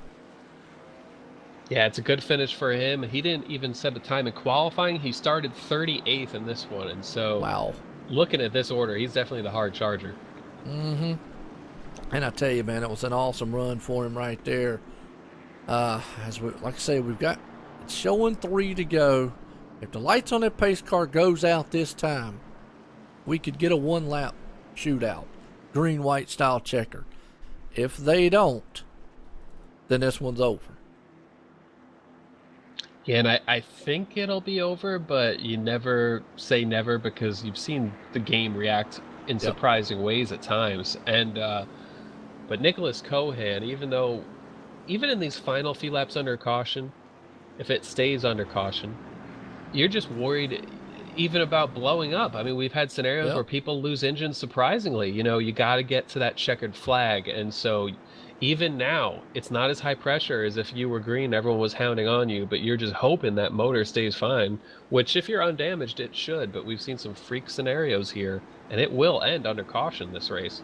Yeah, it will. It's over with here. You see the lights are still on the pace car here, and it's going to be the white flag the next time when they come around. Wow, what a run. What a race. I mean, whatever these guys worked on here at Sim500 all week, they found something because it was a thrilling Daytona race. That high line proved that it could hold strong here tonight, and it definitely was awesome. Awesome here. And Nicholas Cohan is going to pull off win one here for the Sim500 Monday Night Money Series presented by Transervice. And it was a phenomenal race here tonight. Yeah, and I would have to look at the stats from last season, but Cohan, a driver who has come close a number of times, I don't think he had gotten that win, though. So this would be his first Sim500 Monday Night Money Series win, if I recall. Absolutely, Harrison. I'm going to tell you, and I know Nicholas is going to be ecstatic here. The 14 of Bobby Terrell, we talked with him earlier. I know he's going to be like, wow, just to be here. And then Timothy Johnson, I mean, like you said, he's got to be the hard charger. Coming back from, 30-some position starting, and then just coming up here rumbling and going to finish this thing in third. Yeah, and a couple other quick shout-outs definitely are notables.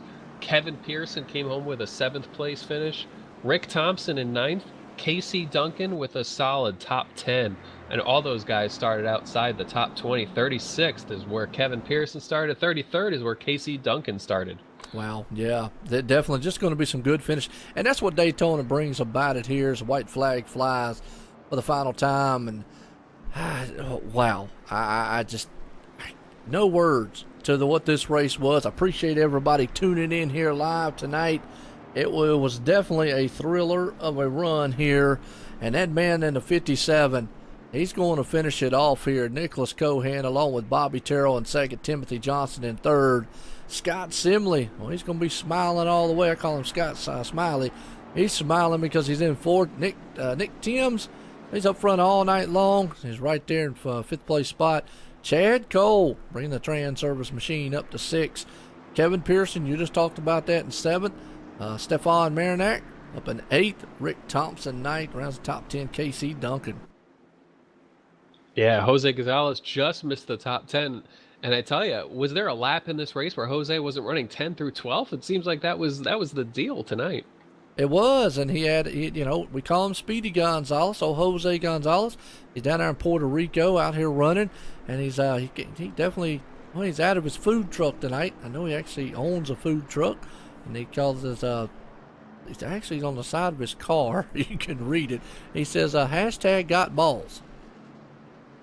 Oh, that's maybe a double entendre. I don't know. I'm very innocent. Well, he's referring to meatballs, obviously. Meatball subs, etc. I've talked to him before.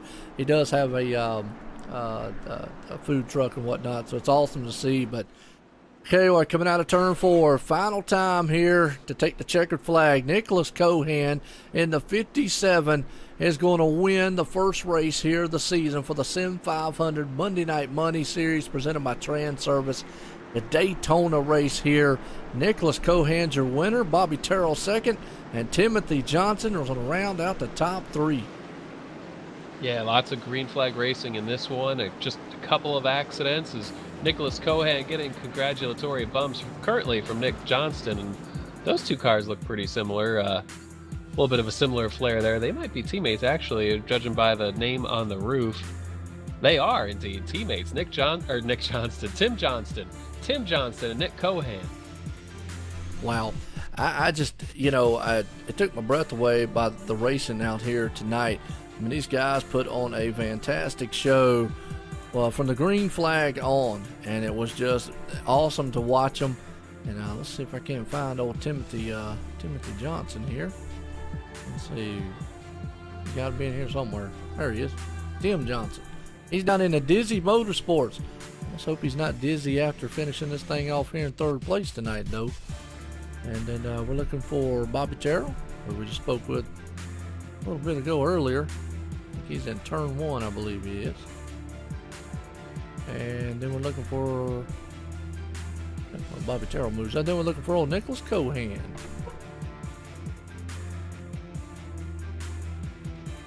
Another Dizzy Motorsports driver down there. Brody Hayes, also a member of the team, and Brody had a good run going for a lot of it. Didn't get the finish that it looked like he was headed to early on. Absolutely not. Yeah, there's Nicholas Cohan down. Well, down he's down. Actually, that's 2 for 2 there for the Dizzy Motorsports. Timothy Johnson and Nicholas Cohan pulling off it here tonight. Well, we'll bring up the third place man of Timothy Johnson here. Let you get a word in with him here tonight.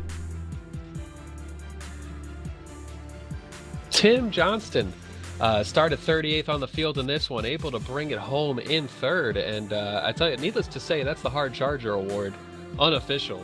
Don't believe there's any money for that one in the Monday Night Money Series, but an impressive run. First race of the season has to feel good to start your season off on the right foot. Yeah, we had a really good car. I was having some issues trying to get into the race when it started, so I didn't get any practice or qualifying or anything, and just tried to stay patient. What really helped out was that first big wreck. I was able to get stopped and didn't get any damage, and had a little snafu on one of the pit stops, which put me back. And then we had another caution, which put me up there, and I think it'd have been side by side for the lead if we'd have stayed green. Is it a scenario where you ordinarily would have tried to qualify and stay ahead of the madness that kind of started at the front, and was it a different scenario to be coming from the back? Yeah, you had to be a lot more patient. It was just pretty much get in line and ride. Make sure you save your car. Make sure you're going to be there at the end. Gain as many positions as you could. I think that if I had qualified, knowing myself and how I qualify here, I probably would have been in the middle of that big wreck. So maybe starting from 38th was a little bit of a blessing. And actually able to come in the top 3 position there, as well as your teammate Nicholas Cohan. So it's a good start to the year for Dizzy Motorsports. Yeah, it is. We were talking, wishing that Brody could have been up here with us and maybe done a 1, 2, 3. But I can't thank Nick enough for having me join his team here in the off season with Dizzy Motorsports, and of course a sponsor USAA. And it is a great start to the season, and I'm definitely looking forward to the rest of it. Absolutely, certainly a great start to the season, getting onto the podium and at a place that could be so unpredictable and such a daunting task to keep it clean. So it's a great job tonight in this one. And who makes it happen for you guys? Who would you like to thank? Well, I'd like to thank definitely Nick Cohan for, like I said, for having me join the team, and Brody Hayes for, because it's all of us run the Sim500, and I know there's a bunch of other guys that run in court and all that other stuff, and then of course my wife for taking care of the kids when and lets me come in here and do this. Well, congrats again on a solid 3rd place finish, and thanks for joining us up here. Thanks, guys. Appreciate it. You guys do a great job. All right, that's our 3rd place man, Tim Johnson, right there, doing a fantastic job. Can get him back down there into his TeamSpeak channel. Well, let's bring up the 2nd place man. We talked to him earlier today, Harrison, and boy, he was ecstatic to be up there where he was. But to come out of here, start the season off here with a good finish, Bobby Terrell. And Bobby, we spoke to you in that caution toward the end of the race, and kind of glad for your sake that there was no big emotional twist there at the end, because I know it can happen so frequently at a place like Daytona. But solid through and through to just qualify in the top 10, stay up there, avoid all the couple of accidents that really broke out up there, and bring it home in 2nd after running 3rd after that final pit stop. And so got to be happy with that.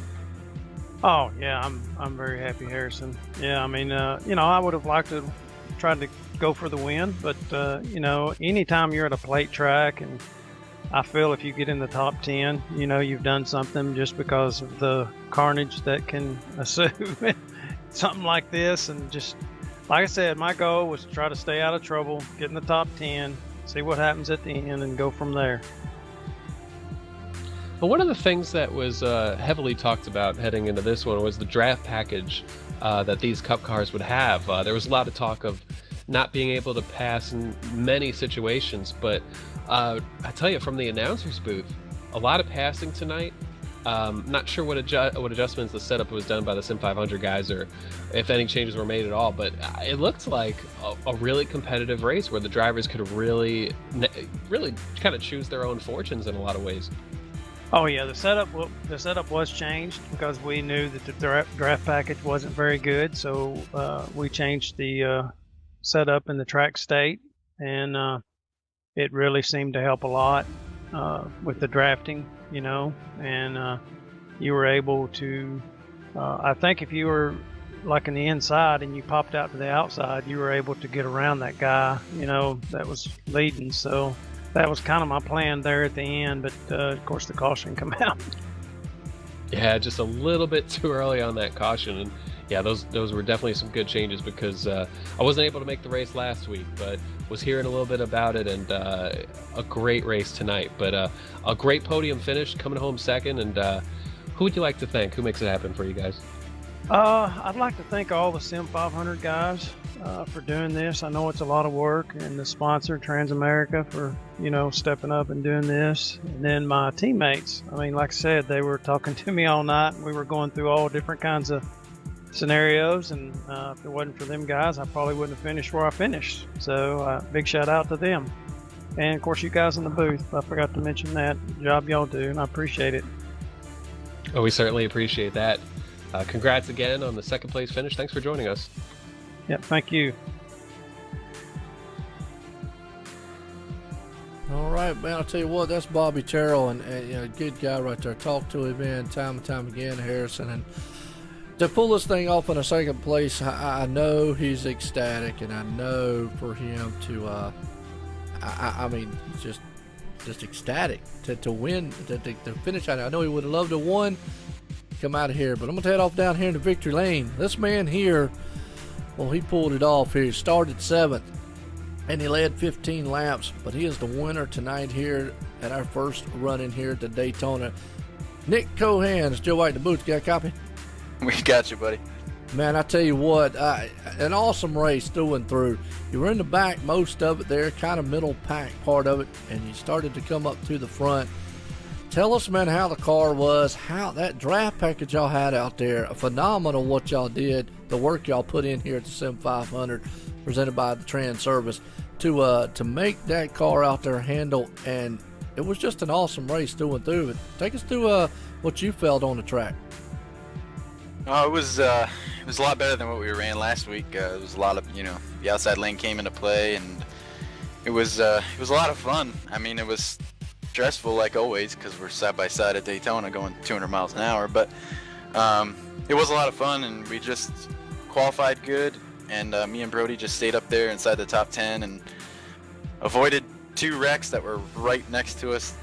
One was right in front of us, and the other one was right next to us. It was really close. And then just that's what you got to do at Daytona, just avoid the wrecks and then be very lucky. And we had a really good pit stop there at the end. The 51, he came in the leader, and we just beat him out by a little bit, and gave us the lead, which gave us the advantage on a restart. And just a lot of good pushing from Bobby, and held him off there. And I can't believe it. I'm speechless, honestly.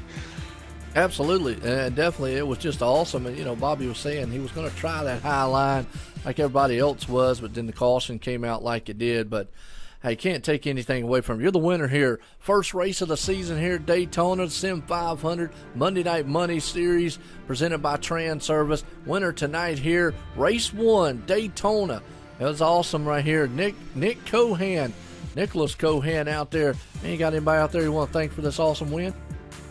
Oh yeah, gotta thank my teammates, Tim and Brody. Worked well tonight. It's a shame Brody got caught up in that one there, but we ran good as teammates tonight. And also a little shout out to Steel Horse Racing. We worked with them tonight, pitting, and that helped a lot with strategy and keeping us up front. And DJ Automotive, Toyota, Target, and you guys for putting this all together.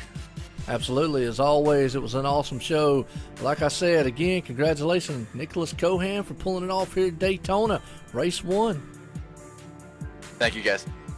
I'll tell you what, Harrison, man, right there, guy that's very happy about pulling it off. But as we look through our results here, Nicholas Cohan pulling off the win, Bobby Terrell in second, Timothy Johnson third, Scott Simmons there in fourth, Nick Timms fifth, Chad Cole sixth, Kevin Pearson seventh, Stefan Marinac eighth, Rick Thompson ninth, and Casey Junkin rounds the top 10. And I just got no words for this one. Harrison, you got any final ones on it?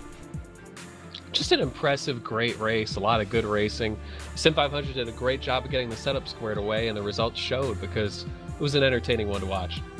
Absolutely, and I tell you what, folks, if you love that, you're going to love the rest of the season, because that's just how it's going to be.